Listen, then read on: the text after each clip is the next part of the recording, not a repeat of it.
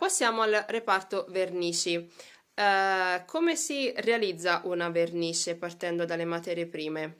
Allora, le vernici per i violini sono fatti di materiali naturali, rispettando le antiche tradizioni, quindi non usiamo vernici di origine sintetica, ma utilizziamo solo materiali che troviamo in natura, come qui. Questa è una resina di pino marittimo che ho raccolto e messo in alcol, sciolto proprio dall'albero, che poi, questa è la partenza, diciamo, della resina, diventa colofonia dopo cottura, come la vediamo qui.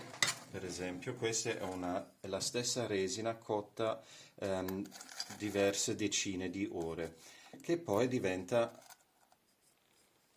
trasparente e per diventare una vernice va fusa insieme all'olio di lino. Questo è un olio di lino cotto che una volta fusa la resina sul fuoco a quasi 300 gradi viene unito all'olio di lino caldo e poi con dei processi anche di reazione chimica si ottiene poi una vernice che poi è questa qua. Per esempio, con dei coloranti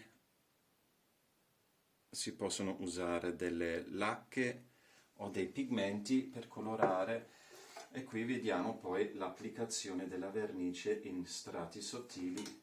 Con un pennello viene applicata la vernice. Queste sono già 4 mani di vernice, partendo da un sottofondo dorato, aggiungendo poi sempre più colore, arrivando poi a